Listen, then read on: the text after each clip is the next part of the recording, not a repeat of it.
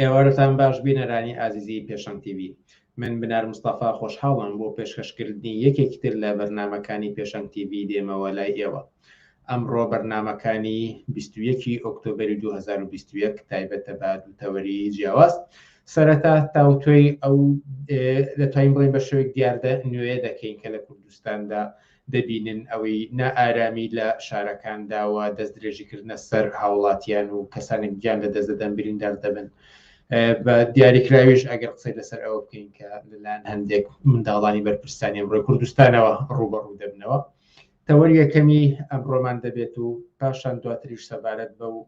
دۆخەی پەنابەران لە بەریتانیا تێکەوتون و ئەو خۆپشاندانەوەی کە بۆ پشتیوانی لە پەنابەران و دژ بە یاسانیەکان لە بەریتانیا ئەنجامدرا تەوەرێکی تیربان دەبێت و هەروەها قسەیەوەش دەکەین کە بۆچی خەڵکی لە ئێستاشدا هەر عێراق و کوردستان جێ دەهێڵێت و دەبنە پەنابەر لەمڕۆدا. و لێرەوە ئاگادارتان بکەینەوە کە لەسەر ئەو ناڕەزاتی خۆپشاندانەی کە لە کوردستاندا هەیە بە تایبەتی ئەوانی مامۆستانی وانە بێش هەڵبەت بەداخەوە بۆ ئەمڕۆ فریان نەکەوتین، بەڵام لەسەر ئەم بابەتە بەرنامە و ڕێپۆرتاژی تایبەتمان دەبێت و لە بەرنامەکانی تری پێشەنگ تیڤدا پێشکەشتان دەکەین. بەڵام لەگەڵمان بن بۆ پێشکەشکردنی بەرنامەکانی ئەمڕۆ.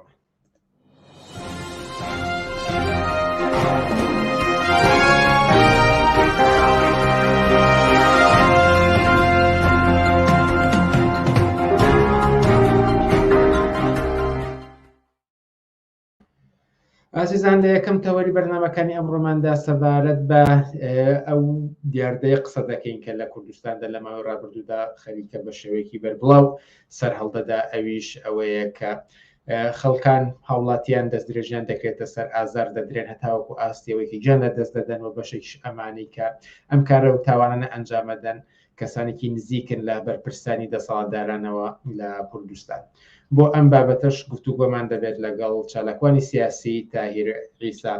کاک تاهیر، ئەم کاتت باش و سپاس کە توانیت لە بەرنامەکانی ئەم شەوی پێشەنگ تیڤدا بەشدار بیت لەگەڵماندا. سپاس ئەم کاتەی ئێوە و کاتی بینەر و بیسەرانی پێشەنگ تیڤیش خۆش. ئەگەر لەو پرسیارە گشتیەوە دەست پێ بکەین کە ماوەیە کە دەبینین کەسانی نزیک سەر بە دەسەڵاتداران لە هەرێمی کوردستاندا بوونەتە مای نائارامی شارەکان، بوونەتە ئەوەی کە ئازاری خەڵکی بدەن. لەم بارێشەوە کۆمەڵک نمونە هەیە کە هەڵبەت لە میدیاکانەوە بیستراوە، پێویست ناکە ئێستا یەکێکی ئەمانە باس بکەین. بەڵام ئەگەر بە شێوەیەکی گشتی پرسم، بۆچی ئەم جۆرە تاوانانە لە کوردستاندا ئیمکانی هەیە ڕووبدات ڕوو بە هاوڵاتیان؟ بەڵێ هاوڕێ بنار، کوردستان لە ماوەی 30 ساڵی حکومڕانی ئەم دەسەڵاتە خۆماڵیە کوردیە ناسیۆنالیستیەدا ئیتر هەمیشە مافی ئینسان، مافەس هەرە سەرەتایەکانی ئینسان لەو ساوەکاوان دەست بەکار بوون و هاتن هەم لە سەرەتا لە بەرەی کوردستانیەوە دواتر دێن پەرلەمان و بەناو حکوومەت پێگەهێنن. ئەوان هەمیشە مافە هەرە سەرەتایەکانی خەڵکی کرێکار و زەحمەتکێش و بەژمەینەتی کوردستانیان پێشێل کردووە. ئەوەی کە یاساش کێنی ئەکا هەمیشە بە شکلێکی زۆر سیستماتیک لەسەرەوەی ئەحزابەوە، لەسەرەوەی دەسەڵاتەوە، لە سەرکردەکانیانەوە، لە لێپرسراوەکانیانەوە، لە میلیشیای چەکداریانەوە ئیتر ئەم پێشێلکاریە و ئەم ژێرپێنانە بەڕێکخراوە. ئیتر کوردستانیان لە شکلێکی زۆر باشاگەردانیدا ڕاگرتووە. ئیتر جێگایەکیان بۆ یاسا و ڕێسا و دەستورەکان نێژدۆتەوە. ئەگەر ڕێسا و یاسایەکی شەبێ هەر شکلیە و بەناوە، ئیتر لە سەروی یاساکانەوە دەسەڵاتێکی قۆڕکاری گەندەڵی دژە ئازادی، دژە مافە هەرە سەرەتایەکانی خەڵکی زەحمەتکێش لە کوردستاندا فەرمانڕەوایی ئەکا ڕۆژانە بە هەموو شێوەیەک، هەر لە دەستدرێژیکردنە سەر تاکەکانی کۆمەڵگای کوردستان، هەتا تیرۆرکردنیان، هەتا گرتن و ڕاوەدونان و هەتا گرتنی بە ناڕەوا لە حکومدانیان بە شکلێکی زۆر نادادپەروەرانە بەشێکە لەوەی کە ئەم دەسەڵاتێکی دژە ئینسانیە یاسا بە هیچ پێچوانەی ئەوەی کە ئەوان هەمیشە بانگەوازیەوەکەن کە یاسا سەروەرە دروست بپرسن ئێوە زۆر جەختان لەسەر ئەوە کردەوە کە لە سەر و یاساوە دەسەڵاتداران لە کوردستان خۆیان دەبینەوە بەڵام ئەوان زۆر پێداگیری لەسەر ئەوە دەکەن کە یاسا سەروەرە هەموو ئەم کارانەی کە ئەنجام درراو ئەم تاوانە و کەسێکی نزیک لە بەرپرسان بۆ ئەم بەرپرسانە هاتنەتە سەرخەت و تویانە ئێمە ملمان لە مبارکترە بۆ یاسا و ڕادستی یاسایەکەین ئەم قەزیە و نابێ هیچ کەسێک لەسەر و یاساوە بێ و بە شێوەیەکتر بڵێمانی زۆر جەخت لەسەر ئەوە دەکەنەوە کە حتمما یاسا سەروەرە بۆچی ئێوە پێتان وایە کە ئەمە شکلیە و لە ئەرزی واقعدا هینی نییە مانا پەیدا ناکات هەورە بنار لەبەرەوەی ئەوان دەسەڵاتێکی سەر و کۆمەلگای ئینسانین سەروی کۆمەلگای مرۆیین و ئەوان هێز و دەسەڵاتێکی میلیشیاییان هەیە و هیچ مافەسەرەتایەکانی خەڵک لە بەرچاو ناگرن بە هیچ جۆرێک و ڕۆژانە بینین کە چۆن مافی خەڵک پێشێ لەکرێ چۆن مەسەلەن هەر لە ڕۆژانە هەر لەم چەند هەفتەی دواییدا بینیمان کە لە سلێمانی کەسێکیان بە ناوی هەواڵ دەستڕێژی کردە سەر و دەلایەن کوڕی بەرپرسێکی مەڵبەندی کەرکووکی یەکێتیەوە تیرۆرە کرێ بە بەرچاوی خەڵکەوە ئیتر هەر لەبەرەوەی کە تەقەبولیەوە ناکا کە لە گوڵ کاڵتریان پێبووتریا پێیان بووترێ لە پشتی چاوتان برۆیە بۆیە ئەمانە بە جۆرێک پەروەردەکراون بە جۆرێک ئەمانە لە ناو کۆمەلگای کوردستاندا دابڕاون لە خەڵکی فەقیر و هەژار و نەداری تر کە ئەمانە پێیان ناڕەوایە بە هیچ جۆرێک خەڵکانی کرێکار و زەحمەتکێش لە گوڵ کاڵتریان پێبووترێ ئێمە بینیمان مەسەرەن لەسەر ترافیک لایتێک خەڵک لەسەر ترافیک لایت لەسەر یەک و لایت خەڵک تیرۆر کراوە و بکوژەکەش مەسەلەن بۆی دەرچوو بەرزەکی بانان بۆی دەرچوو و مێشێک میوانی نەبووە ئێمە ئەبینین مەسەلەن هەر لەم چەند ڕۆژەیە لە ڕانیە لە کوڕی بەرپرسێکی باڵای سەربازیەکێتی پەلاماری نانەواتیەکەدا لەسەر دەمەقاڵەیەکی زۆر ئاسایی ئەبێ بەدەمان چەتە خەیلیەکە یعنی ئەمە بۆ خۆی جۆرێکە لەو پاشاگەردانی و لەم بێ یاسایی کە لە کوردستانە بە هیچ جۆرێک بە پێچەوانەی ئەوان ئیدعایەکەن بە هیچ جۆرێک یاسا سەروەر نییە بۆ نمونە ئێمە بینیمان مەسعود بارزانی خۆی ئەڵێ یاسا لەسەروی هەموو شتێکەوەیە بەڵام خۆی کەژاوەی ئۆتۆمبیلەکانی بۆ نمونە ئەڵێن جامڕەش نابێ قاچاغە نابێ هەبێ مەمنوع خەڵک ئۆتۆمبیلەکانیان جامی ڕەشبێ کەچی خۆی کاژاوی ئۆتۆمبیلەکانی خۆیان هەمووی جام ڕەشە یعنی تر ئەمان حساب و کەس ناکەن بۆ نمونە هەتا تیرۆرکردنی خەڵک تیرۆرکردنی ڕۆژنامەوانان جۆرێکە لەوەی کە ئەوان بە هیچ جۆرێک یاسا لە بەرچاو ناکەن تەنانەت کەسانێک دێن داوای نان و کار و ئازادیەکەن داوای موچەی خۆیانەکەن کەچی ئەم دەسەڵاتە تەقەبولی نزمترین ئاستی ئاعتراض و ناڕزایەتی خەڵک ناکاو بەگول لە وەڵامیانەدا بۆ خۆی ئەمە جۆرێکە لە پێشێلکاری جۆرێکە لە بەرچاو نەگرن ئەگەر دیاسایەکە بێ سەروەر بێ بەر لە هەمویان ئەم دەسەڵات و سەرکردە و دادوەرانە دەپێچینەوەیان لە بەرامبەردا بکرێ و بخرێنە زیندانەوە ئەمە خۆیان تاوان بارن بەڕاستی یانی داگری لەسەر ئەمە ئەکەن بۆچی هێندە بەم شێوە فراوانە باز لەوە دەکەن کابێ یاسا لەسەر و هەمووانەوە بێت و هیچ کەسێ لەسەر و یاساوە نیە هەر بەو نمونەی مەسعود بەرزانی کە هێناتەوە هەتا وەکو دەسەڵاتدارانیش ئەوەی کە پێوترێ زۆنی سەوز بە هەمان شێوە هەرجار تاوانێکی وەها ڕوو دەدات بەرپرسەیەکیان باڵاترین بەرپرس یەتە سەرخەت و ئەڵێ هیچ کەسێ بۆی نێدەسەر و یاساوە بێت ئەم ئیدعا زۆرە لەکوێ سەرچاوە دەست و چاوبەستەچی بۆ فریودانی خەڵکە بەس بۆ ڕازانەوەیە هیچ شتێکی تر نییە لە واقعدا پێچەوانەکەیەتی هەر لە ململانێ و مشتبڕی نێوان باڵی لاهور و پاڤێڵ و لقوباتدا ئێمە بینیمان کە ئەو تۆمەت بارەکرابەوەی کە ژەهر خواردوو کراوە کەچی ئەیوە دەبێ بڕۆی کوردستان بەجێ بهێڵی نابێ مەسەلەن ئەم تۆمەتبار کرابوو بەوەی کە دەستی هەیە لە بردن و هێنانی موادی قاچاغ و ئەوانە لە سنوورەکانەوە بۆ کوردستان لە ڕێی فڕۆکەخانەی هەولێ سلێمانیەوە بۆ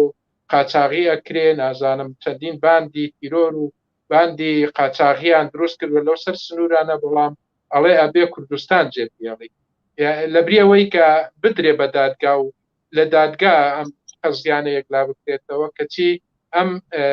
ئەمان لەبەرەوەی خۆیان هەمویان پیسن پاکنین هەمویان پاشخانێکی ناپاکیان هەیە بۆیە نانەوێ لەم چوارچێوەیە کەونە یەکلاکردنەوەی کێشە و ناکۆچیەکانیان لە دادگاوە بۆی هیچ کاتێک ئەمانە یاسا بێعتیبارەکەن دادگا بێعتیبارەکەن هەر ئەوەی کە لەسەر کەیسی بادینا نابینیمان چۆن بە چ جۆرێک بە چه فەزاحەتێک کۆمەڵێک چالاکوان و خەڵکی بەشداربووی خۆپیشاندان و ناڕزایەتیەکان لەسەر بوچە لەسەر داگیرکاری دەوڵەتی تورک کە لە بادینا ناخۆپیشاندانیان کرد نزیکەی زیاتر لە 100 کەس زیندانی کراوە لە زیندانەکانی دەهۆک و هەولێر و زاخۆ و ئەمانە ئیتر بە پاساوی بێبنەما ئەمانە زۆربیان بە چەند ساڵ زیندانی کراوە لە کاتێکدا کە ئەمانە تاوانێکیان هەبێ تەنیا تاوانی ئەوەیە کە داوای ماف و ئازادی و مافارە سەرەتایەکانی خۆیان کە بۆ نمونە وەک موچە کردووە بەڵام ئەمان دێن دادگا بە شکلێکی زۆر پڕ لە فەزاحەت و پڕ لە ناشرین دێ شتی تۆمەتی ناڕەوا بە پێی خواست و بەرژەوەندی حیزب و بنەماڵەکان دادگایەک لایەکرێنەوە نەک بە پێی ماف و بە پێی لێکۆڵینەوە و تاقیقاتی ڕاستی و دروستی تاوانبار و تاوان لێکراوە بۆیە بە هیچ جۆرێک دادگا لە کوردستان ئێمە بینیمان مەسەلەن خودی بزوتنەوەی گۆڕان دەورانێک بە ناوی ئەوەی دێ یاسا سەروەرەکە کۆمەڵێک چاواشەکاری کرد بزوتنەوەیکی بەڕێخست کە ئەوێت لە دەسەڵاتی مافیایی کوردستان ئەوان شکلێک تربن بەڵام هەر خودی داهێنەرەکەیان شیروان مستەفا کە تاوانبار بوو بە کوشتنی 5 لە کادیرانی حیزبی کۆمۆنیستی کرێکاری عێراق لە 14/7/2000 دوایەوەی کە خرایە ئەم قەزەیە خرایە دادگاوە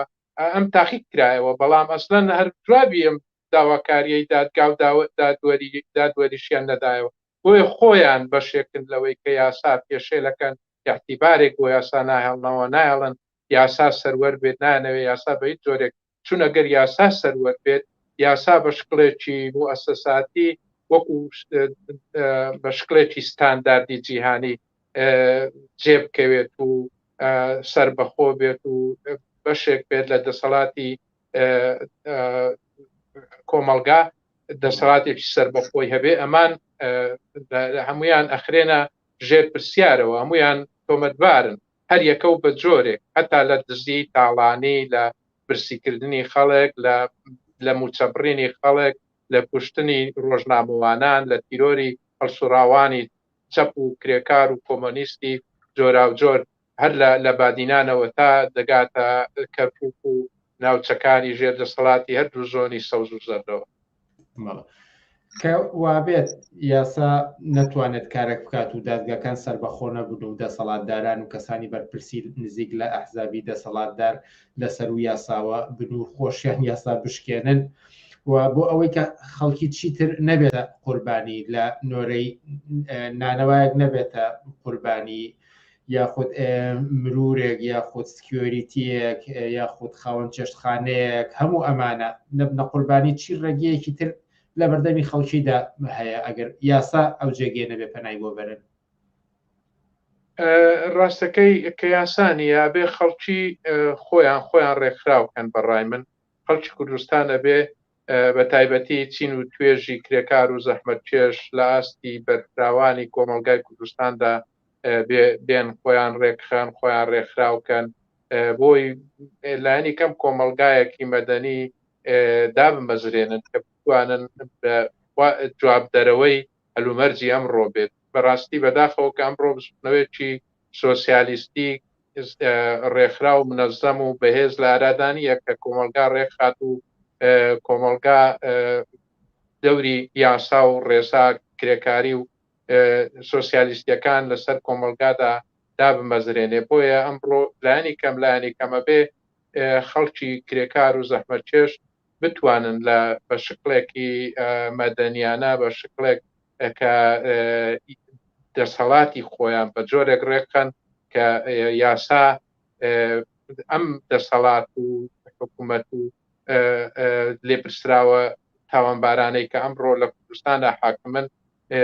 بتوانن تا ئەو ئاستە ڕێکراو بن کە بتوانن ئاڵگۆڕ لە وەستی سیاسی و هەلومەرجی کۆمەڵایەتی ئێستای کوردستاندا بکەن و بتوانن هەلومەرجەکە بە قازانجی ژیانی خۆیان و باشکردنی هەلومەرجی ژیان و پەیوەندیە کۆمەڵایەتیەکانی خۆیان بگۆڕن و خۆیان بێ لەو ڕێکخراو بوونە بێ لەوەی کە دەبێت لە دەوری یەک کۆ ببنەوە هەتا بتوانن دادگای سەر بخۆی خۆیان دابمەزرێنن لە جێگایدا هەموو ئەوانەی کە ئێستا بە شکلی جۆرا و جۆر لە یاسا و دادگاکاندا بێبەری ئەکرێن و خۆیانە دزنەوە و خۆیانە شارنەوە لە تۆمەتبارن تاوانبارن بێن دادگایی بکرێن ئەمەش تەنیا بە ڕێکخراوبوون و بە یەکگرتنی خەڵکی کرێکار و زەحمەت کێشەکرێت ئێمە بینیمان مەسەلەن ئەم چەند ڕۆژە ئەوەی کە ڕوویدا مەسەلەن ئەمان پارەیان هەیە بەنابەنە بەر سولحی عەشایری ئێستا لە بریەوەی کە دادگا قەزیەکان بگوازرێنەوە بۆ دادگاکان و لە دادگاکان لێکۆڵینەوە و لێپێچینەوە یا تۆمەتباران سزا بدرێن کە چێبینین لە ڕێگای سولحی عەشایریەوە باوکی ئەم تۆمەتبارەی ئەم مجریمەی کە ئەڵێ کوڕەکەم 17 ساڵە لە کولیەی توبە بەس بەڕاستی بەداخەوە کەسێک لە کولیەی توب بێ بۆ دەمانچە هەڵگرێ بۆ ئەم گیانی ڕق و قینەی هەبێ بۆ ئاوا بیرەکاتەوە لەبەرەوەی ئەمان لە ناو کۆمەلگایەکدا گەورە بوون کە ئەمان لە ناو ئەم حرەکە ناسیۆنالیستیەت ئەنتی ئینسانیە دژە بەشەریە دژە کرێکاریە گەورە بوون بۆیە هەمیشە ئەمە فکریانە ئەمە ئایدۆلۆجیا و فەرهەنگ و کولتوریانە فەرهەنگ و کولتوری بگرە و بکوژە و تێ هەڵدە و ڕەتکردنەوە و ئەسڵەن ئەمانە بە زۆر بەخرابی پەروەردە بوون کۆمەلگا بۆ خۆی ئەمانەی دەرهێناوە لە چوارچێوەی ئەم سیستەمە سیاسیە گەندەڵ و بۆگەنەدا هەر ئەمە دروستە بێ هەر ئەم جۆرە کەسانە کوڕێک کە لە توپ بێ بۆ دەبێ ئەمە بەرهەمی بێ جەرگی دایکێک باوکێک پارە بێ لە پێناوی چی ینی کرایە بە شکلێکی تر مەسەلەن ئەم کێشەیە یەکلا بکرێتەوە گەرە شتێک بووە بەزەمە بۆ خۆی نیشانەیەوە یەکەم کۆمەلگایە بێخێر بووە ئەبێ بگۆڕدرێ بێ لە ڕەگەوە لە ڕیشەوە خەڵکی کوردستان بیر لە چارەسەرێک بکەنەوە بۆی لە ڕەگەوە لە ڕیشەوە ئەم کۆمەلگایە بە جۆرێک تر دادمەزرێنەوە ئەبێ شەن و کەوت بکرێت لە بناغەوە هەڵتەکێنرێ ئەگەر هەڵنەتەکێنرێ بەڕاستی فاسید بووە بۆگەنی کردووە ئەم حیزبانە ئەم دەسەڵاتە کەڵکی هیچی پێوە نەماوە تەنیا وەلاخستنیان نەبێت تەنیا دەبێ ڕاست و چەوت خەڵکی کرێکار و زەحمەتکێش لە کوردستاندا بێنە مەیدان ئەمانە بە هەموو شکڵێک پێویستیمانەوەیان لە دەستا مێژوو ئەمەی سەلمان 30 ساڵە ئەمانە خەڵکی کوردستان دەست پەنجە نەرمەکە لەگەڵ تاوانیان لەگەڵ جەریمەیان لەگەڵ دزیان لەگەڵ کوشتن و ڕاوەدونان و نازانم 1001 دەرد و بەڵا کە بۆ خەڵکی کرێکار و زەحمەتکێشیانەوە پێشێناوە بەڕاستی بێ خەڵک بیر لە چارەسەرێک بکەنەوە بە هەر جۆرێکی گونجاو و ممکن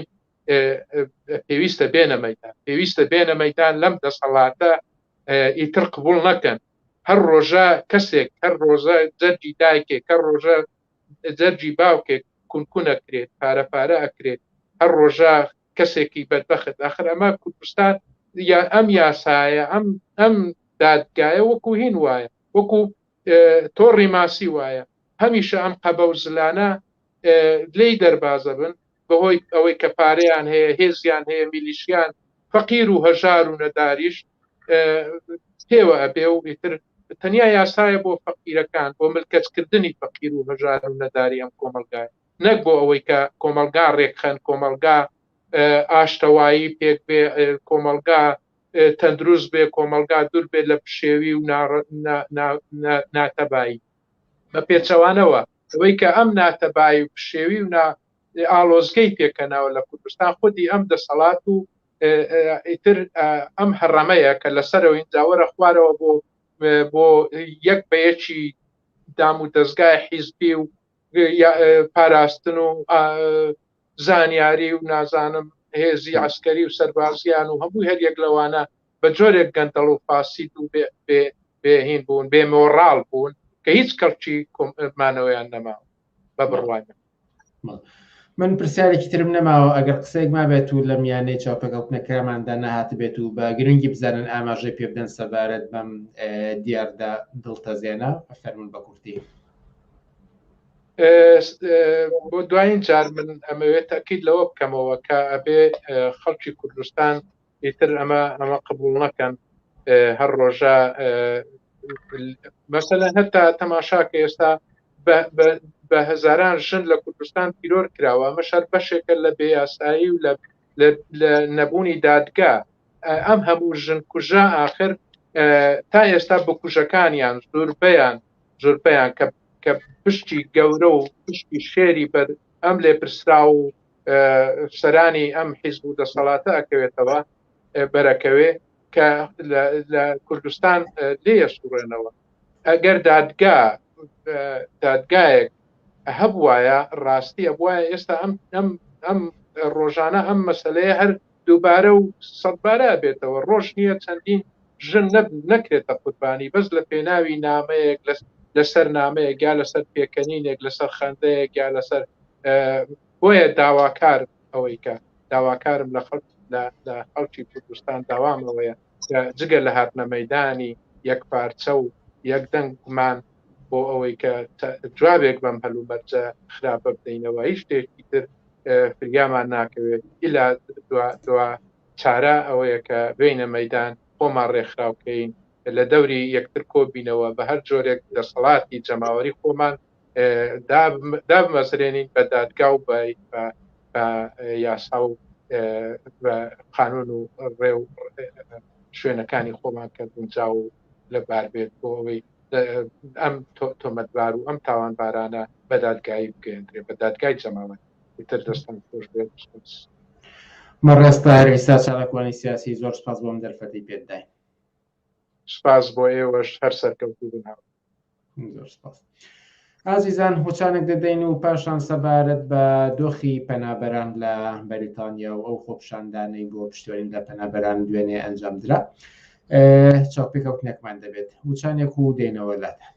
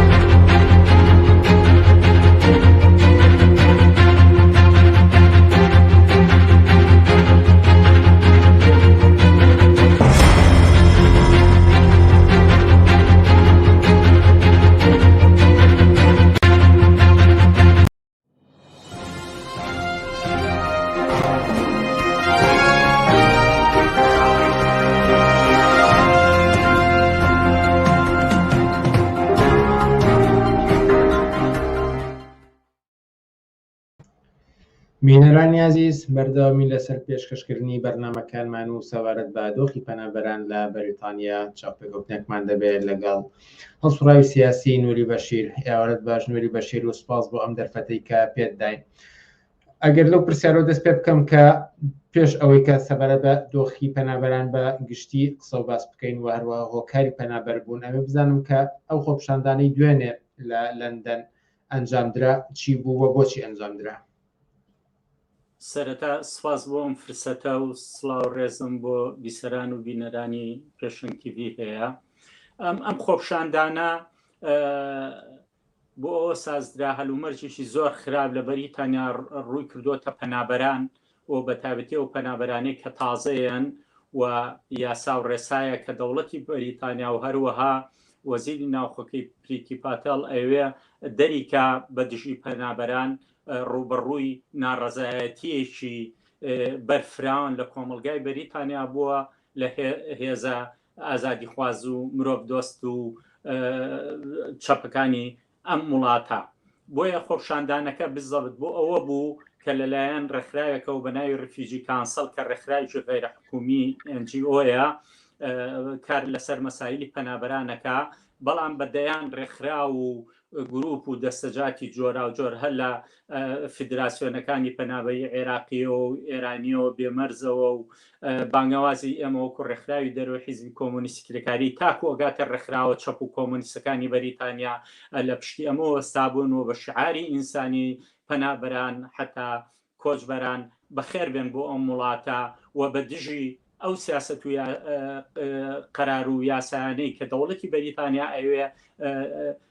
بیباتە سەر بە دژی پەنابەران دەری کردووە. ئەمێ لێرە ئیشارە بە دوو خاڵ بکەم. ئەو یاسایانە یاسایەکی زۆر نامرۆڤانەیە، بۆیە هەموو ئینسانێکی ئازادی خۆز و مرۆڤ دۆستی لە وڵاتە ڕوبەڕووی کردوێتەوە. یەکێ لەوانەیە کە ئەو ئینسانانە کە بە قاچاقیان بە ئاوی دەریا و شەپۆلەکانی بینی فەڕەنسا و بەریتانیایەن و ئەپەڕنەوە کە بگەنە ئەمبەر یەکسەر بە چوپەکانەوە بگیرێن و ڕەوانەی ئەو بەرکەن. ئەمە ڕوبەڕووی ناڕەزایەتێکی زۆر گەورە بووە. خاڵێکی کێشەیە کە ئەیانوێ لە دوو شوێنی جیاوازەوە ئەم پەنابەرانە بەرن و کویان کەنەوە. یەکەمیان جەزیرەیەکی سەر بە بەریتانیا دابڕا و مەحدودە، هەموو پەنابەران کۆکەنەوە ئەوانە و لێدانێن یان لە گەڵ وڵاتێکی وەکو دانیمارکە ئیتفاقاتێ بکەن و بینێرن بۆ وڵاتیشکە و لە وڵاتیشکە کەمپیان بۆ بکەنەوە و دایانێن و وەکو دەست بە سەر و سجن بن. بەجیا لەوەش وەزعەتێکی پەنابەران کە یەتە ئەم وڵاتە زۆر وەزعەتێکی سەخت حتا ڕۆژانە لە میدیا و لە شوێنە جیاجەکانەوە قسەی لەسەرەکرێەوە، حتا ناڕەزایەتی پەنابەرەکان بۆ خۆیان لە پەنابەرانی ئەفغانی تازەوە کە خۆشیان بەشێکی هێنایانن لە هۆستێڵ و شوێنی جیاجیادایانێن لە خواردنی خراپەوە، لە نەبوونی جلوبەرگەوە، لە نەبوونی پێداویستەوە تا پەنابەرانێکەکەی کورد و عێراقی و ئەفریقی و ئەمانەکەیەن ناڕەزایەتێکی زۆریان هەیە و هەروەها سێژەما ئەگەر خواردنێکیان بنێ خواردنەکە زۆر خراپ و کاڵتی لە خوارەوە، حتا دوێنێ لە خۆپشاندانەکان یەکێ لە خۆپشاندەر هاتە لامەوتی ئەبا و ڕسمە پیشان بم کە دوێنێ نانیان بۆیە ناوین یەک پارچە سەمونونەکان کە ڕووی لێ یابوو. هەروەها ینی پارەیەکی ڕەمزی 5 پاوەند یان 8 پاوەند لە هەفتەیەکا کە ئەمە بەشی هیچ شتێناکە ئەگەر کەسەکە بڕاتە دەرێ نەخواردن وشت بەشی هینێکی تراڤڵێکی پێیان هاتچوویەکی ڕۆژانە ناکە. بۆیە ئەمە لە کۆمەلگا بەرەی ئازادی خۆز و مرۆڤ دۆست و چەپ و کۆمۆنیستی خسۆتە کەناڵێکەوە لە بەرامبەر باڵی ڕاستی بۆرجوازی دەسەڵاتداری حیزبی پارێزگاران کە ئەم یاسا کۆنەپەرست و دژی ئینسانیانە دەرکەن. بۆیە کە ئەم ڕێکخراوە بانگەوازی ئەوەی کردووە بەدەیان کەس لە هەڵسوڕاوانی مافەکانی مرۆڤ و مەدەنی و ئەمانە هاتن قسەیان کردووە بجشی ئەم سیاستانەی حکوومەتی کۆنسێرڤەتیڤ و سەرۆکوەزیرانەکەی قسە و باسییان کردووە دژی وەستانەوە و نزیکی 1500 بۆ 2000 کەس کۆبوو بۆ ئەگەر چی ڕۆژەکەی لەوە چوو ترسی باران و شت هەبێ ئەجینە زۆر زیاتریش لەوە کۆبوونەوە لە ناوەندی شارە بەرامبەر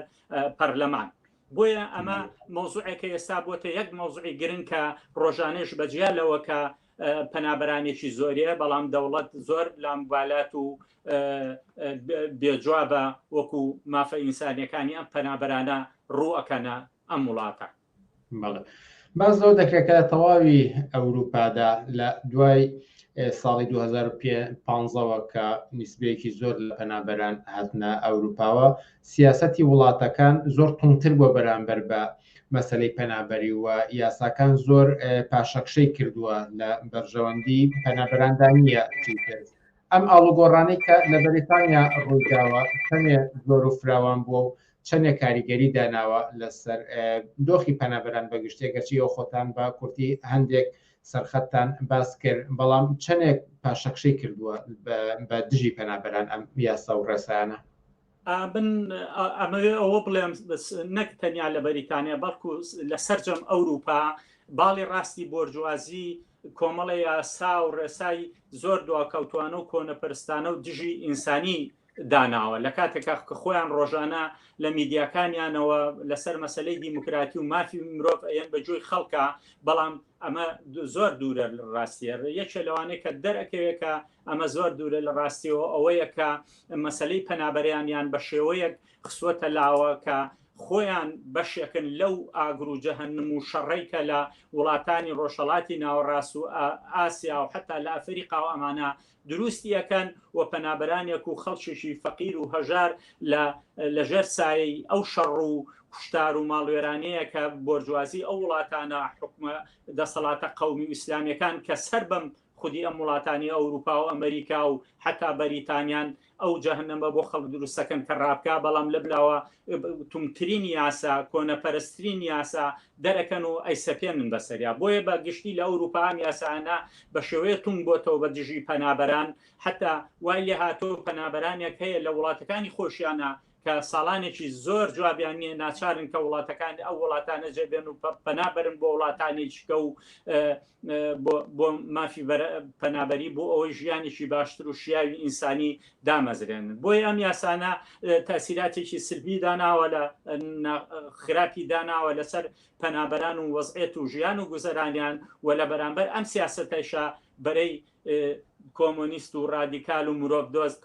ئەوەستنەوە و دەنگی ناڕەزایەتی ئەبرن و یەخێ حکومەتەکانیان ئەگیرن و هەر وەکو ئیشارەم پێ کە 20 مانگ ئەو خۆپشاندانە بوو لەلایەن ڕفیجی کانسڵەوە بوو هەر لەوێ دوو خۆپشاندانیکەیان بۆ دیفاع لە مافەکانی پەنابەران لێرە ڕاگەیاندووە لە 22 مانگ و 23 ئەمانی ئۆکتۆبەرە بەدژی ئەو سیاستانەی کە نایەنەوێ لە پەرلەمانی بەریتانیا تێپەڕێنرێ و بەدژی پەنابەران و بەدژی مافی پەنابەران بچێتە پێشەوە بە تاکید لە وڵاتەکانی کێشە لە ئەوروپا ئەم ڕیزە مرۆڤ دۆست و ئینسان و ڕادیکالە لە مەیدانان بۆ پشگیری لە پەنابەران و لە خواستەکان و مەتالیب و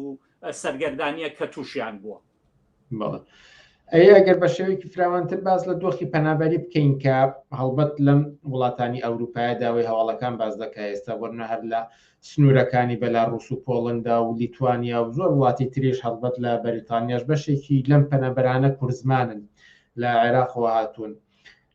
بۆچی لەم ساڵانەشدا لەم ڕۆژگارانەشدا هێشتا پەنابەرانێک دێنە ئەوروپاوە بۆچی کوردستان جێ دەهێڵن و پەنادەبن بەر ژیانی پەنابەرێتی ڕوو لە ئەوروپا دەکەن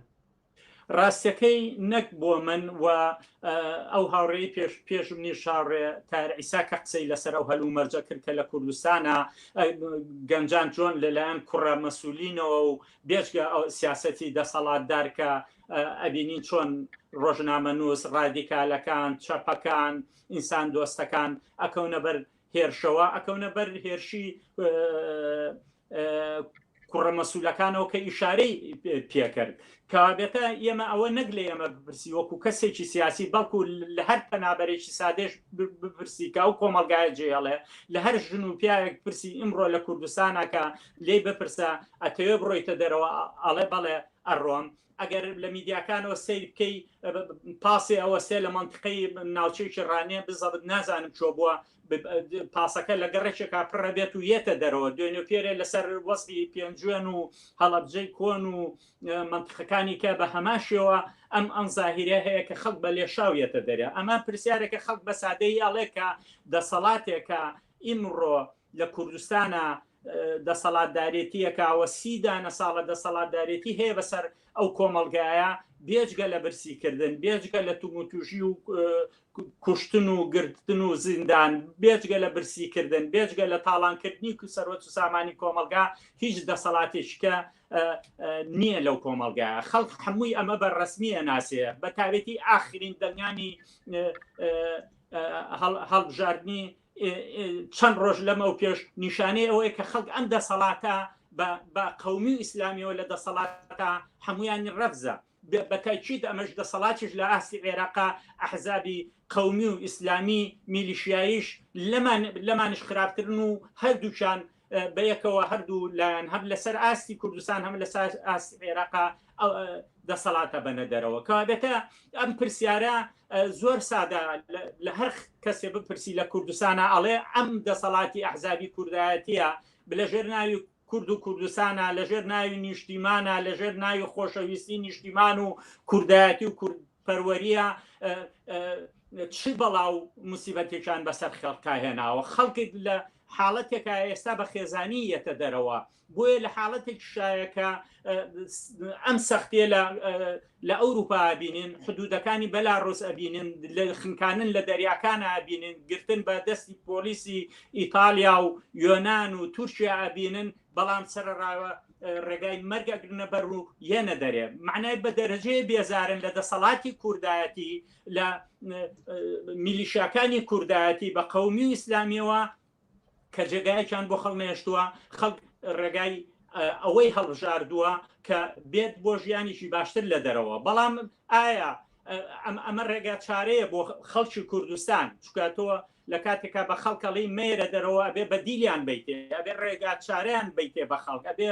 چاوڕۆشنیان بۆ پێکە خەڵک ڕێگا چارەیان چییە چۆن لە خۆپشاندانەکانی ساڵی پار و سووتانی هەموو مەقەرەکان لە ناوچەی سەیساق و ناوچەکانی کە ئەم هەموو حیزبانیان ڕەفز کرد چۆن لەم ئینتخاباتە هەمویانیان ڕەفز کرد چۆن لە حەبەی شوباتە ڕەفزیان کرد چۆن لە ئۆکتۆبەری 2019 لەسەر ئاستی عێراقا حتا ڕیز وزەرای وڵاتەکە عادل عەبدولمەهدییان تڕۆ کرد و تا ئێستاش حکوومەت جێ ناگرێتەوە تا کێشەیانە لەسەرەوە کە حکوومەتێکی تەوافقی چۆن دروستکەن خەڵک ئەتوانێت ئایندەی خۆی لەو کۆمەلگایە باشترکە ئایندەیەکی شیاوی ئینسانی بێ کە خەڵک دەسەڵاتدارێتی خۆی بەدەستەوە بگرێت لەو کۆمەلگایە بۆ ئەوەی کە پرسیارەکرد لەم وەزعەدا هەموارەی دەرەوە کە ئەم یاسا دژی ئینسانیانە لەژێر ناوی مافی مرۆڤ و ئەمانە حکوومەتەکانی بەریتانیا ئەوروپا دەریەکەن بە دژی ئینسان لەسەرەوە حدودانە ئەو شێوانەی کە باسی کرد بەلاڕوسیا و یۆناان و فەڕەنسا ئەمانە بەڵام خەڵک ملەنێ ناچارەیەکێتی کە بێئەمەل بوون لە ژیان لەو کۆمەلگایە و ئەیانوێ شتێکی کە دیاری بکەن بۆ خۆیان بەڵام ئەوەیە ئێمە ئەکرێ ڕێنمایی زیاتر بین ڕۆشنکردنەوەی زیاتر بین لەسەر ئەوەی کە ئینسانەکان لە کۆمەلگا بێئەمەل کراون ئایا ئەم ئەمەلە چۆن ئەجێڕێتەوە بەردەمیان بەڵێ ئەکرێەوە لە فرسەتێکی ترە لەسەر ئەوە بە فراوانی تر قسە بکەین و بەڵام ئەگەر ئێستا سەبارەت بە دۆخی پەنابەری بە دیاریکراویش لە بەریتانیا هیدان بە گفتوگۆکەوە بدەین ئەمە پرسم کە چەندێک ئومێد هەیە بۆ ئەوەی کە ژیانێکی باشتر هەلومەرجێکی لەبارتر بۆ پەنابەران بڕەخسێت ئاماژت بەوە کرد کە هەم دوێنێت لە خۆپشاندان نبوون و دوو خۆپشاندانی تریش بەڕێوەیە و بەرێکەیەکە بۆ پشتیوانی لە پەنابەران بوونی هەیە چەندێ ئەمان ناتوانێت ئومێد بە بەوەی کە ژیانێکی شایستەتر بە پەنابەران چاوەڕوان بێت وەکوتم سەرەتا باڵی ڕاستی بۆرجوازی لە حکوومەتی کۆنسەرڤەتیڤ دەسەڵاتی هەیە و ئەو سیاسەتە دژی پەنابەریانە نەکتەنیا سیاسەتی دژی پەنابەری بەڵکو ئەزمەیە ڕووی کردوتە ئەم کۆمەلگایە ئەوێ بەسەر سەری خەڵکی کرێکار و زەحمەتکێشە بشێتەوە بۆیە ئەم پەنابەرانەیش بەشەکن لەو خەڵکی کرێکار و زەحمەتکێشە لەم وڵاتە کە ئەو شوکارانەیەکەن بەشەکە لە کرێکاران و خەڵکی کەم دەرامەت لەم کۆمەلگایە بۆیە ئەگەر ئەمەلێک هەبێ ژیانی پەنابەران باش ببێ ئەبێ ئەو قانون و یاسایانەی کە دەوڵەتی پارێزگاران دەریەکە و سەرۆکوەزیرانکەی وەزیری ناوخۆکەی پریتی پاتەڵ دەریەکە بە دژی پەنابەران ئەیباتە پەرلەمانەوە بەوە ڕەفزەکرێتەوە بەرەی ئازادی خواست بێتە مەیدانەوە تومتر و بێتە مەیدانەوە بە شیعاری فراوانتر و خۆپشاندانەکانیش سەر تاسەری بەریتانیا بگرێتەوە و هاوکاتیش پەنابەرانیش کە بزانن کە ئەمە خۆشیان بەشێکن لەم پرۆسەیە بێن بەشداری بکەن دەخالەت بکەن لە خواست و داواکاریەکانیان لەو خۆپشاندانانە بخەنە بەردەست و هەروەهاش بەششکە هەر نەک تەنیا ئەم پەنابەرانە خەڵکانێکی ئازادی خوازی کوردستانیانی دەرەوە کە مەوجودن بەجیالەوەی سەر بە هەر حیزب و ڕێکخراوەکەن کە حیزب و ڕێکخراوەکانیان سەرچاوەی ئەم نەهامەتیانن ئەم پەنابەرە کورد زمانانە هاتوونەتە دەرەوە بێن بەشداری بکەن لەو خۆپشاندانانە ڕیزی مرۆڤ دۆستی و ئینسان دۆستی و چەپی ئەم وڵاتەکە وەستاونەتەوە بۆ مافەکانی پەنابەران و خەڵکی سەرگەردان بەهێز بکەن و نێڵن ئەم قەرار و یاسانە لە پەرلەمانی بەریتانیا تێپەڕێت و ببێ بە قەرارێک ئەمەیە ئەو ڕێگا حەلەی کە ئەمەلێکە بێ لە بەردەما لەم کۆمەڵگەیە کە بتوانێت ژیانی پەنابەران بەرەو خۆشی و خۆشگوزەرانی بڕوە بە تایبەتی ئێمەوەکو حیزبی کۆمۆنیستی کرێکاری لە پێشەوەی ئەم خواست و داواکاریانەی پەنابەرانین بۆ ژیانێکی باش و بەدژی ئەو سیاسەتانەی کە دەوڵەتی بەریتانیا و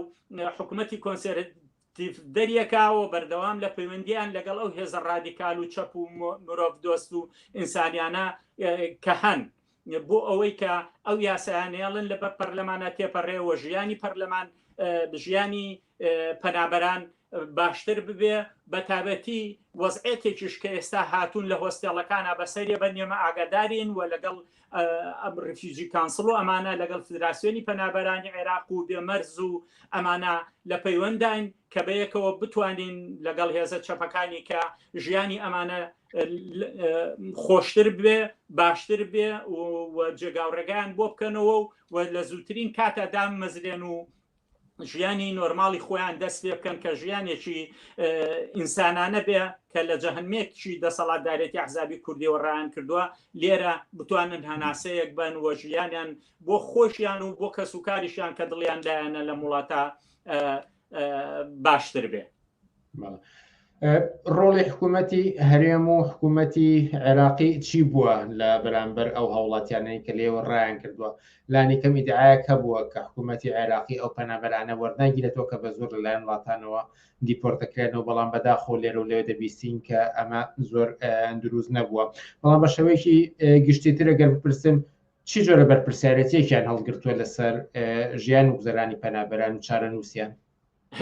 ڕاستەکەی من پێم سەیرە ئەوان چ مەسئولیەتیان شتێڵگەرن هیچ شتێ هەڵناگرن لەبەرەوەی خۆیان سەرچاوەی هەڵهاتن و ئەو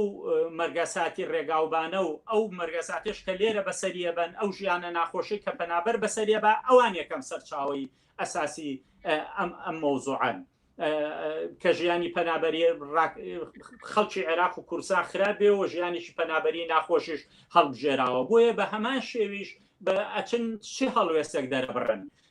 لە باشترین حاڵەت ئاگەر لەگەڵ حکوومەتی بەریتانیا دانیشن ئەڵێن عێراق و کوردستان ئەمنە و ژیان خۆشە و ئازادی هەیە و دیموکراسی هەیە و ئەمانە هەیە و ئەمانە خۆیان ڕیان کردووە دەورانی یەکێتی و پارتی